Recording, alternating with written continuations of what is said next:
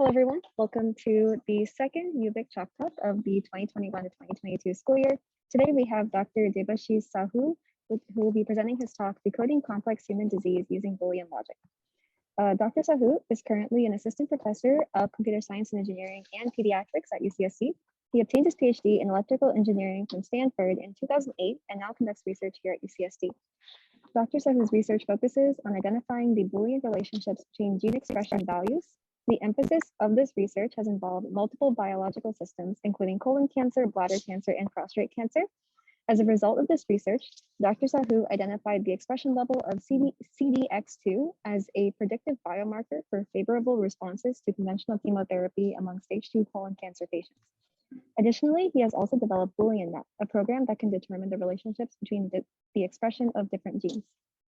Dr. Sahoo has received multiple grants for his achievements, including the NIH Pathway to Independence K99/R00 Award, the DoD Prostate Cancer Training Award, and the Bladder Cancer Advocacy Network Young Investigator Award.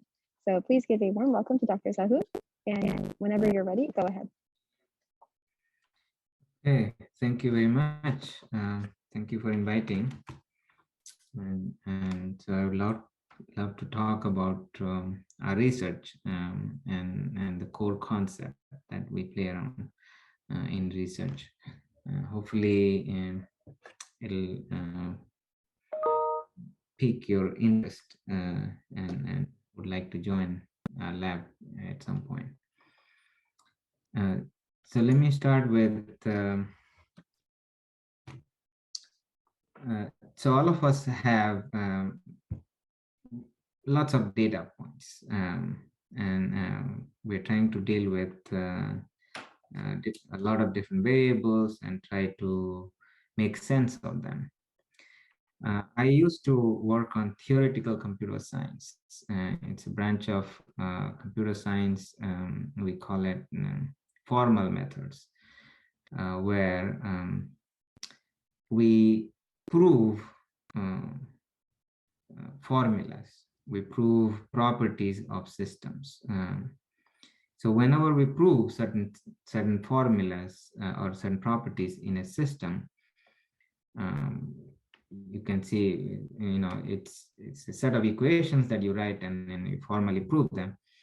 So once you prove them, it's correct, right? So by definition, you start from first principle and then you go on. So I used to work in that field for a while, and I thought maybe I should apply some of these concepts to create some impact in the society, not just think theoretically, but apply them to core problems that we have. And so I focused on like cancer. So I tried to learn a lot about cancer and see how these new theories can be applied in that context. So if you think about biological systems like cancer or other diseases, we know a lot, but there's a lot that we don't know, right? It's actually, we know very little about these diseases. We know very little about how it happens and what causes them. We have made some progress. We have made progress in technology revolution, like how to measure things, how to measure accurately, how to measure in a high throughput manner. And that generates a lot of data points. So think about data as the matrix, right? So you have a big matrix and you have some variables. So in the context of biological data sets, so you can call the rows as genes and the columns as samples. If you want to analyze cancer, you look at cancer samples, you look at all the diseases, you look at all the disease samples. So most people, when they do analysis, they'll focus on a particular disease and then look at their data in that context. They might generate their own data or just use public data sets and try to figure out what genes are changing in in those diseases. By the genes changing means, so the genes are just sequences in our genome. What happens is the genes is transcribed into RNA, and the RNA is translated into proteins, and the whole machine goes around. Um, and the RNA and the proteins are the main effector, molecules that we think about, and they do most of the work. We think that most of the work is done by the proteins, but there are some RNA that do the work.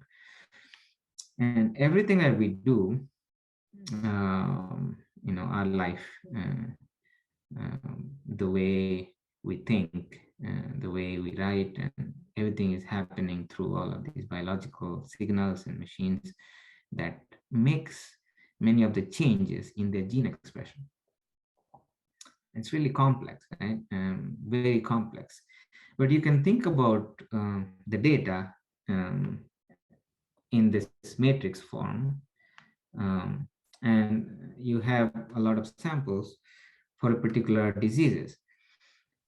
But when I think about approaching or try to think about any particular disease, I would think about the samples from those diseases, but not just that. I mean, of course, there are some normal samples that you think about, but I think about every single sample that we have collected so far.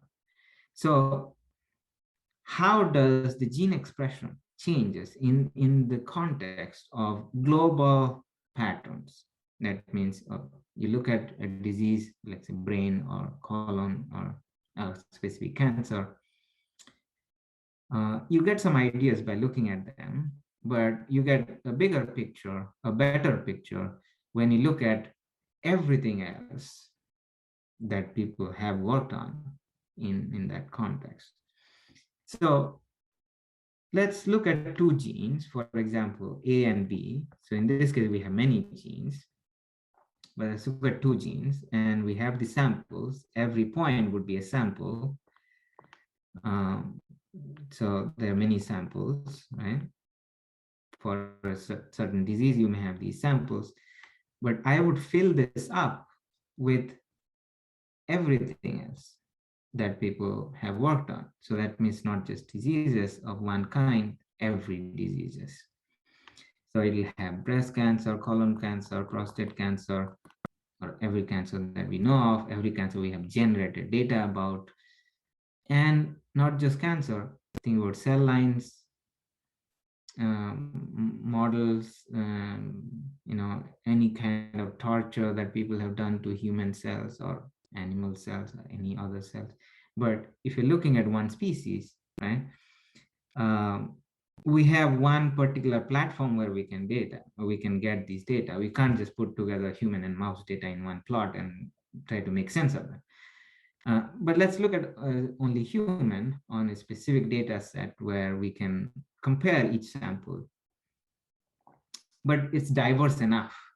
So it's enough to capture every single detail. So let's say we get a pattern that looks like, once you fill up more samples,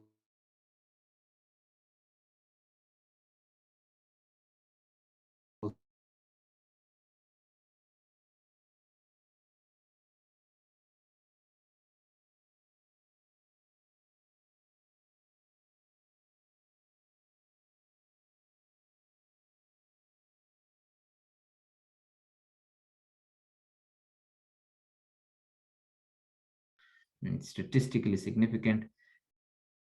The informatics, bioinformatics is all about finding patterns in the data. And the same thing applies to other domains as well. Everywhere people are trying to find patterns and make sense of them. So for this one, the traditional way is to think about, are there any correlation? And that's the basic patterns that people look for.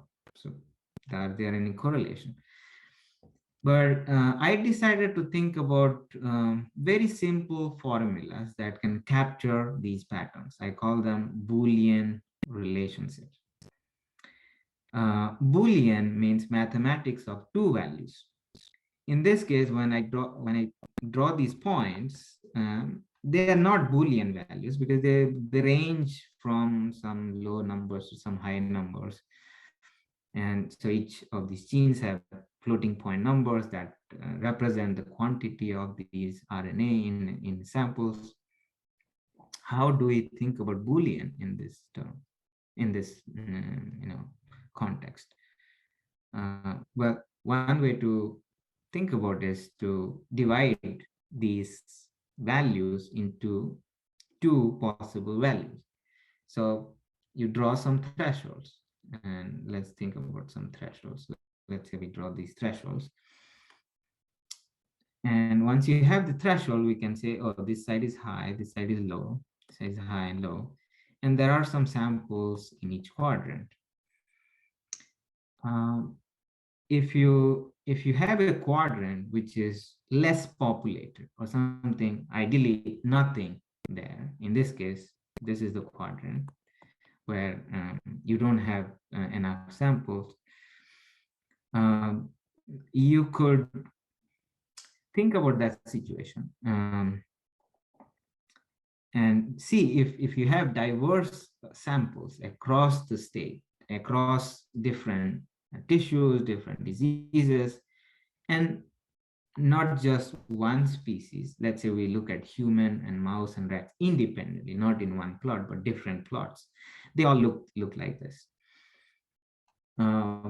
So that means there is a pattern that is consistent across diverse tissue types, diverse species. And so there must be a reason why. So I started to think about how do we call these patterns? And so we can think about these patterns as Boolean formulas. For this one, if I want to describe it in a Boolean formula, Boolean means mathematics of two values, right? So we're looking at only two values, even though there are many real numbers in this case. I would call this as A high implies B high, which is like common sense to me. So what this means is, oh, whenever A is high, B is also high.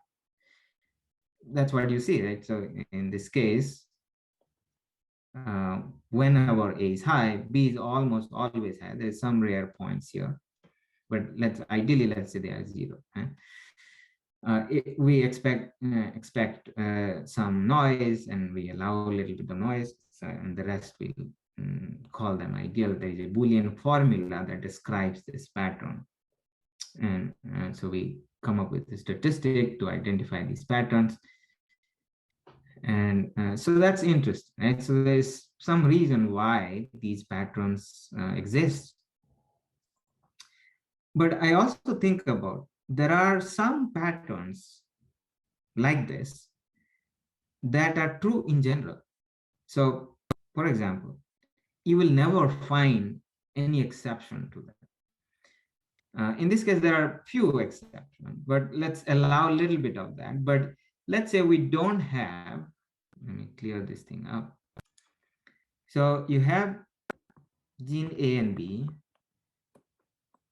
and you have points all over the place, but you don't have any points on this side or never on this side, maybe some borderline cases here, but always you see something like this, some values that populated on these different scales.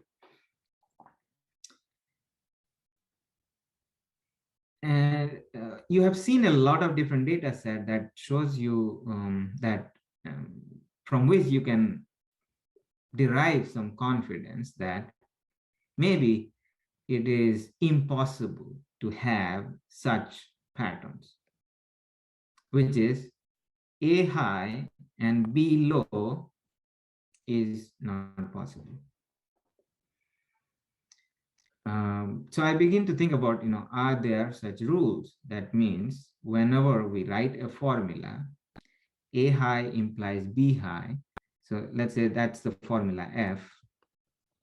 That formula is true here in this quadrant, and true here in this quadrant, and true here in this quadrant. Because it's A high implies B high.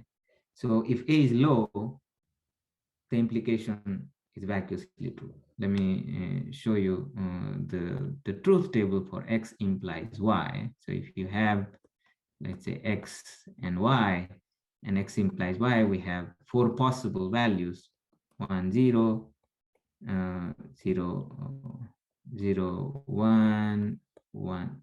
Sorry. Eraser. Okay.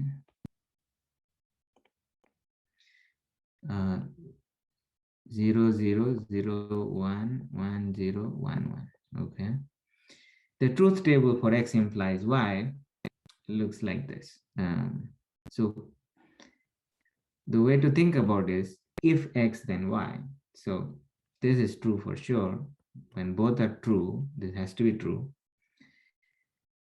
But when X is true and Y is false, or X is 1 or Y is 0, that directly contradicts the statement, right? So if X and Y, if X then Y, and X is not true in this case, this would be 0.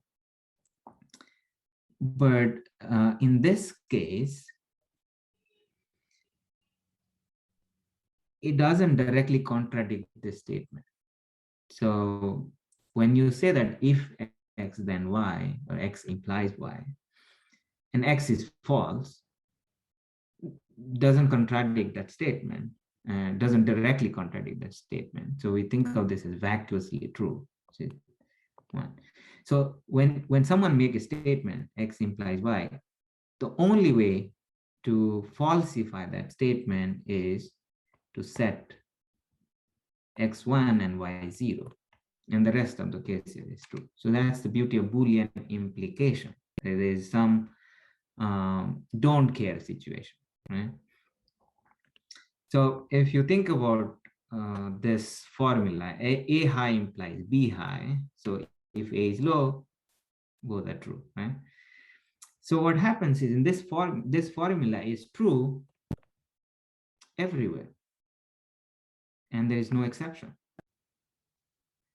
And if you look at human, if you look at mouse, if you look at any other species, there is no exception to this rule. And so then we begin to think that, oh, maybe this formula is true in general, and there is no exception in the biology of, in nature, you don't find a state which is A high and B low. And there are some states like this, and there are some clear examples like this. We call this invariant. That means a formula which is true in every single situation. It's called invariant because it doesn't change.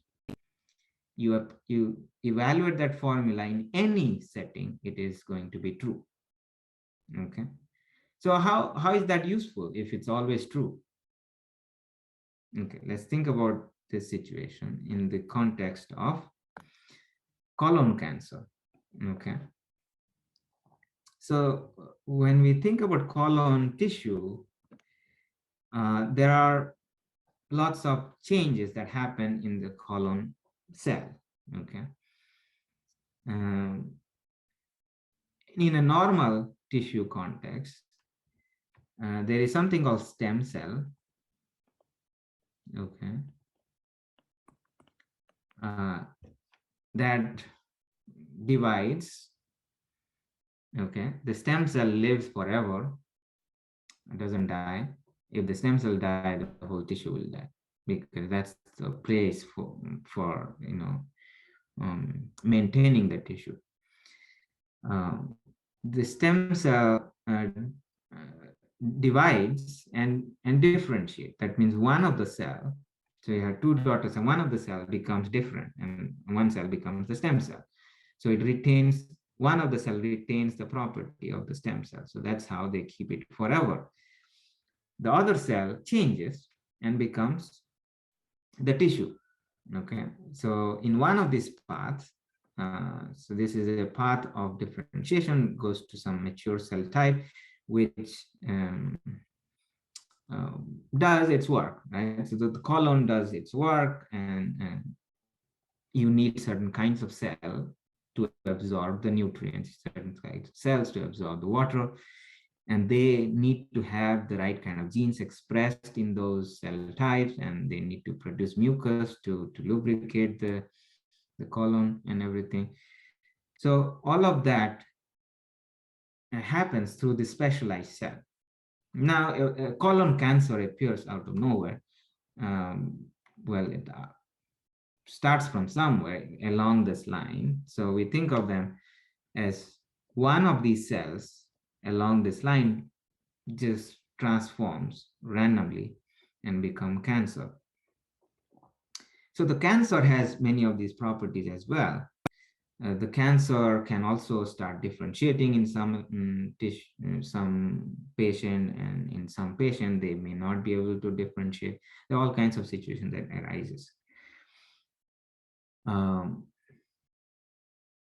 It is thought that if you are able to differentiate, that means if you are able to make these functional mature cell types that does its work, they if the cancer is able to make some of these cell types even inside the cancer is less aggressive. And so that is a concept that people have thought about for a long time, and they have measured that properties in cancer. It's called grading. And they look at the cancer and look at the grade of the cancer, look at how nicely oriented the cells are in the tissue, and give them a score. And that score tend to be prognostic. That means if the score is bad, the patient, the score is low, that means it's bad. And the score is high, means it's good for the patient. For the colon cancer, there is a problem, right? So colon cancer arises and creates problem in the colon. Even when the surgeon removes them, sometimes it comes back. And people give chemo, so they do whole body poison to kill some of the cells if they are somewhere else and coming out of nowhere, right? And seems the chemotherapy works in colon cancer. Apart from chemotherapy, there are few targeted therapy, but there is no other therapy that's recommended for colon cancer right now. So there are few stages. There is stage 1, 2, 3, and 4, 3 different stages. And for stage 1 and 2, the surgery is done and patient goes back home, right?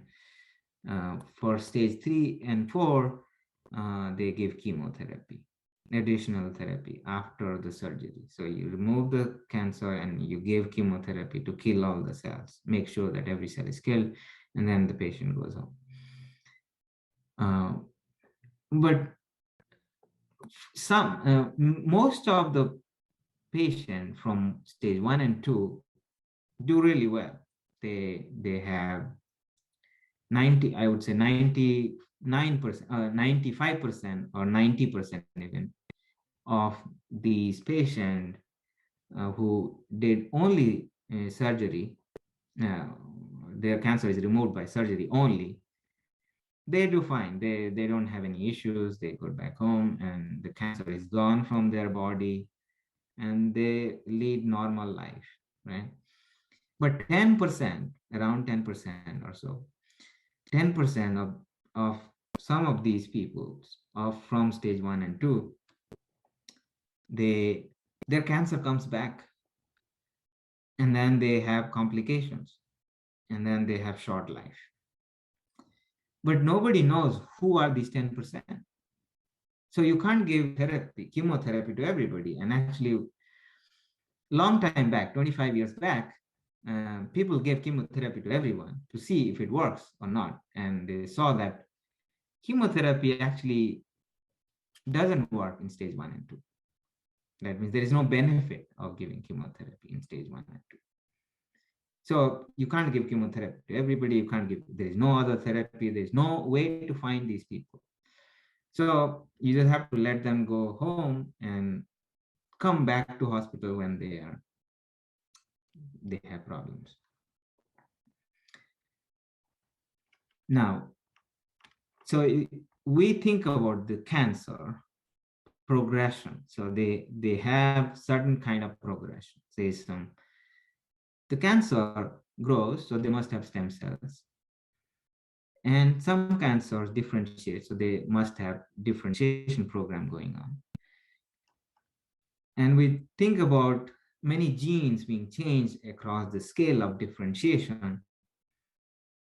And one way to stop or one way to identify these cancer is to figure out which cancer is not differentiating at all. So the cancer that is not differentiating at all usually do worse, which is a concept that people knew before. But there is just, apart from looking at how the tissue looks under microscope, there is no other way to figure this thing out. There is no biomarker, and the crude microscopic identification doesn't really work that well. So it doesn't work. So we thought we can use invariants to identify these patients. So how does an invariant identify these patients? So we think about Boolean formula, right? Think about Boolean formula that are invariants in the colon tissue. There are a few things. So there are genes that go down along this path. There are genes that go turn on along this path. Some genes go turn on early, some genes go late. So many kinds of genes are there. So we focus on the genes, which genes would turn on very early in their step and then stay on the entire process of differentiation. If you can find these genes, some of these genes, that would be handled to identify early steps of differentiation that actually sets the program for this functional cell types. In a cancer, it may be associated with the outcome, because we know that differentiation have some association with the outcome. It's not good enough now, but can we zoom into this process in a more clear way through invariants? So I just draw the genes here. So think about some genes A and then some genes here B. If there are invariants, you can write some of these formula just by looking at this diagram. For example, there are C here. So if there are invariants, you can write a formula between A and C, right? What the formula between A and C would be: whenever A is high, C is low, right? So you can see A goes down, C goes up. They're mutually exclusive. They shouldn't be high together. Not just here, never, none, never in any context, right? So it's invariant, right? And also you can think about what could be happening in specific tissue types, in the colon tissue types, or in any colon settings. The formula between A and B would be when B is low, A is high. So when B is low, that means B is high all the time, but it's low when A is high. So A is very specific for the stem cell. Stem cells are really important in biology, right? Because they live forever. But nobody knows the specific biomarker for the stem cell. Nobody knows which genes are expressed only in the stem cell. Nobody knows. If we knew that, we can just kill the stem cells and they're gone, right? The whole thing. The cancer stem cells can be targeted, but nobody knows what the cancer stem cell look like. People have vague ideas about some markers that are expressed in the stem cell, but they're also expressed in other cells. They're not specific, but they're expressed in the stem cell, right? So there are markers like A. So we start with some of these markers called ALCAM, right? So this is known. So there's a marker which is known, but it's not very specific. It's expressed in the stem cell for sure, but it's expressed in other cell type as well. It's going down later in the differentiation. And so we set up formulas between ALCAM and every single gene that we can think about. And think about which genes satisfy these formulas. Not just in one context, every single context, every single colon cancer must satisfy that formula. So it must be rigid and very strong, and there should not be an exception to it. So we came up with the list of genes based on these invariants, right? For the first time, this is being used, right? The invariance is being used in the biology. This is the first example of a practical application that can go beyond just biology, but goes to the very high impact clinical application. Right? So we figure out the genes, which Anjali mentioned. It's called CDX2. We discovered this gene based on these invariants. So it's called CDX2. It looks like this. So it's low in the beginning and high all the time, based on the formula. So we saw that if ALCAM is low, or if CDX2 is low, ALCAM is high all the time. And it's robust, it's really strong, and very little, no exception at all. So looked like invariant, so we came up with this. And then we thought, okay, maybe if you look at the cancer, divide them into two bins, CDX2 low and CDX2 high. So there will be some cancer which are CDX2 low and some cancer which are CDX2 high. The cancer that is CDX2 low are stuck in their stem cell state. They don't differentiate. I mean, that's the hypothesis. And the cancer that are on this side, they have the ability to differentiate. So based on this, we can say that there may be some association with aggressiveness of these cancer. And we tested many data sets, colon cancer data sets everywhere that we found. And we saw that these cancers are always bad. CDX2 low cancers are bad, period. And it was known that CDX2 was low. I mean, CDX2 low cancers were bad, but they didn't know that it can be such a robust phenomena that invariants will arise and have beyond just prognostication, right? So we tested this hypothesis that if we can figure out from this group, stage 1 and 2, the CDX2 low group, we'll find all of these 10%. They should be bad in the beginning. That was the hypothesis. And then we asked around and said, we will test this hypothesis. And of course, everybody laughs at us, right? So this is such a simple formula. And you're saying the cancer obeys this formula all the time. doesn't seem that, it seems too good to be true. We don't believe this, right? So we felt resistance from the community, right? So there was a lot of people that uh, said, this is nonsense. What are you doing? There's no such thing as invariance. Biology is chaotic. It's chaos all the time. All possible things can happen, right? But we were, strong, saying, no, this is something new. We have a formula that seems like really true, and it must be. It's so strong that every patient, it's true in every patient, and so if we can find this CDX2 low patient in early stages, they must have worse outcome. If they have worse outcome, and if you treat them, they will do well. But there is no such patient now, right? How do you treat them?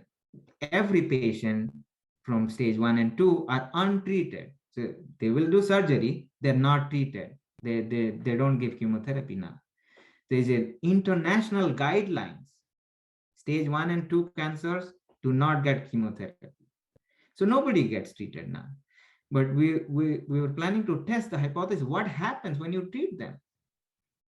Nobody is willing to treat them because people know that, oh, we have these guidelines. We are not supposed to treat them, right? But we have access to these trials 25 years back, now maybe 35 or 35 years back, where these patients were given chemotherapy because they were trying to see whether it works on them, right? Didn't work at that time because they were looking at everybody. So we thought maybe if we look at these treated group on the stage 2 colon cancer, stage 1 and 2, but there were many of the true stage 2 groups were treated, we saw amazing things. But before we get access to the data, we had to convince a lot of experts to get access to the data set. It was very well guarded, right? So you have to have justifications. And think about it. How long did it take for us to just get access to that data set? 4 years. Okay. So it took us 4 years to get to test that hypothesis. But what happens when we test the hypothesis? So let's look at the patient survival for colorectal cancer. For the stage 2 group, which are CDX2 low, so this is low group, and this is high group. So for the low group, they have worse outcome. We validated before that, but we also saw in their cohort. So they have 50% survival after 5 years. This is the standard. If you don't treat them, 50% survival for this group. For this group, it's CDX2 high group, it's a little bit better. Somewhat maybe 70, 80%, 80% survival after 5 years. Much better. But if you treat these patients, there's a big difference. These patients benefits a lot. They actually got 90%. If they were given chemotherapy, 90% survive after 5 years. 90%. Whereas here, they don't have that much benefit. So they are very, 80% both. Whether you give chemotherapy or not chemotherapy, they are virtually very similar. That is exactly what they saw when they looked at the entire crowd, because they didn't know how to separate them, but we separated based on low and high, CDX2 low and high. And we saw this major benefit, which was inspired from the mathematics, right? From the invariance. And that was true. On this data set, people have tested this data set countless number of times. Nobody succeeded. Nobody succeeded except this one. This is the first time a test was success in that cohort. A biomarker that will separate the high risk group in the early stages, stage 2 colorectal cancer. So it was amazing. It was groundbreaking. And it's the first time we were able to identify a group from these early stages who have worse outcome. Not just worse outcome. If you treat them, they will do well, much better than what we are doing now. So imagine what is the impact of this study. If you look at the number of patients, CTX2 is not in the clinic now. There is no test in the clinic. Right? If you introduce this in the clinic, look at this number, 50% to 90% survival. That jump will save 50,000 people every year worldwide. 50,000 people. We can help them survive every year. That's the impact. So it was basically life-saving, right? So not just one or two, 50,000 every year. There's a lot. So this paper was published in the New England Journal of Medicine because of that. This is the topmost journal in the world, the topmost journal, because it has measurable success to the society. Right? So you can measure what is the impact, how much you can contribute, in terms of the benefit. So this is an example where you go directly from the mathematics, very simple mathematics, just Boolean mathematics, simple. Come up with a formula that is invariant. An invariant helps develop hypotheses about diseases. And then you go straight to clinical testing. In this case, bench clinical testing, all of them succeeded and all the way to the clinic. But we are still not ready in the clinic yet because it's a rigorous process, right? In order for this to be in the clinic, you need to create a new trial, new clinical trial. And that clinical trial will take another 10 years. So it's a big, big game, right? So how do you make sure that you're doing the right thing, right? So all of these has to pass all of these clinical trials. But still, it's a big breakthrough. And so we said, right, this is a useful theory, right? A tool, a computational tool that can come up with important hypotheses about diseases. But who does it in the world? Who cares about invariance? Still nobody. So I'm trying to teach everyone, right? I'm trying to promote this idea that if you look at invariance, you will have amazing results. You will be able to see information beyond noise. Everything we are seeing is noise because things don't really work, because you try in the lab, it works, but it doesn't work in the clinic. Most of the time that happens. Yeah. But we have a secret tool that help us develop hypotheses that are in the lab, but it's likely to succeed in the clinical trial because of the invariance. The invariant means it's true everywhere. So if it's true in the lab, it's true in the world. And it will have game-changing innovations and discoveries, right?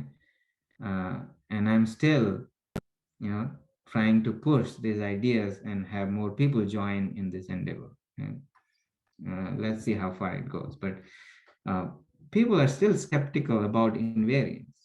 right? So there is no such thing as invariance, but there are some invariants. I have shown them, proved them, you know, and you cannot really prove them because you can show the data that nothing violates that rule so far.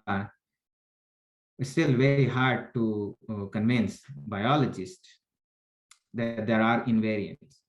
Uh, uh, I hope people like you join me and do some of this research to see if this is true or not, right? So whatever I'm saying, is this true or not, right?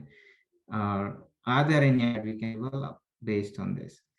Recently, we have used the same principle to identify a universal set of markers for COVID-19, not just COVID-19, all viral pandemics, every single viral pandemics, right? So you can see the papers. We have identified markers of particular cell types. We have identified uh, drug targets.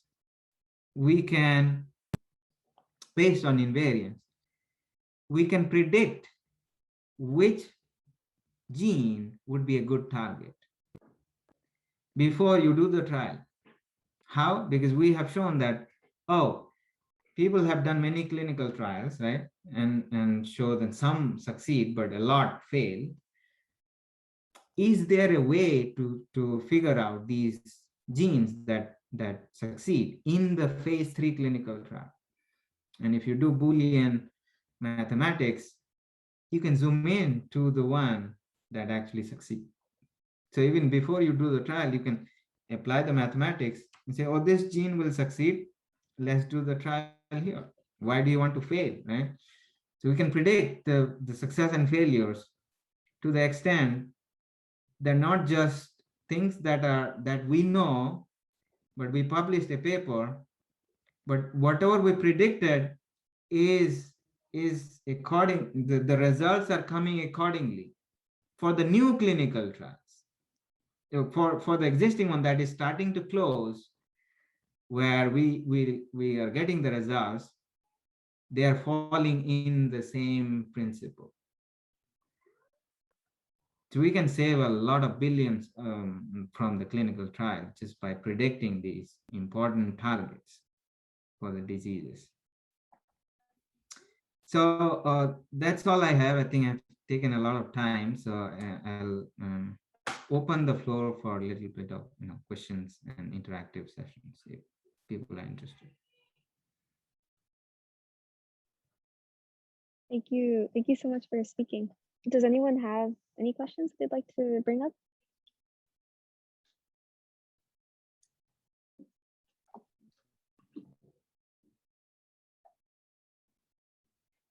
Okay, well, I do have one. So you mentioned that you're looking to recruit people. If anyone who's in here watching right now or who's watching the recording is interested in learning more about your research and joining your lab, how can they contact you? Oh, just send me an email that you're interested, you want to work, and we're not crowded at all, so we are accepting many students. And we're not that popular yet, but and spreading the word. So if anybody is interested, we are accepting new students. I just had one other question. You mentioned a lot about using Boolean logic in terms of cancer. Would you say that there's widespread applications to other medical fields, or like things like psychiatry and like other forms of disease research? Yeah, so well, this is a really great question. So I have tried to play around with this a little more in the context of Alzheimer's and Parkinson's. There's a lot of unknowns in that field, and very little drug targets or anything that we know of. And recently you might have seen that Alzheimer's drug, one of the drug that was really controversial, got approved, and there was some pushback on that. And it's very hard to come up with drugs for these diseases because there's a lot of uh, candidates, right? And it's very hard to figure out which one will work, right? And people don't think about invariant. Nobody thinks about invariant. So I've tried to identify what are the invariants for the Alzheimer's. And it's really beautiful. So we haven't published this yet, but it falls along the same principle that people observed, a lot of these patients, and exactly where in the brain it happens. So the formula actually pinpoints specific regions where it happens, and come up with markers that are invariants, and beats all of the statistics, everything that people have done on Alzheimer's. So you pull out all the literature, every single thing, right? And then you compare head to head with this invariant approaches. The invariant one works all the time and better than every single one. So we think we are in the right directions along that line. So these are gene expressions signatures that predicts Alzheimer's disease. But you could, think about any other neurodegenerative diseases, not just Alzheimer's, or any other diseases, any field. So it works in everywhere. Right? If there are invariants, then you can work with them. Right? And for many natural processes, there are invariants. You could also think about maybe stock market, right? Economics or any other field. Wherever we have lots of data and we try to deal with very complex system, these formulas will help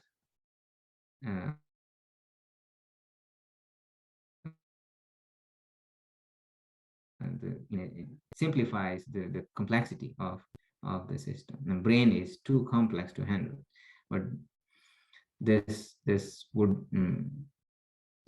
help reduce the complexity and bring it down so that we can visualize what exactly is happening with the Boolean implication network.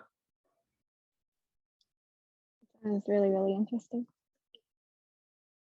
Does anyone else have anything they'd like to ask?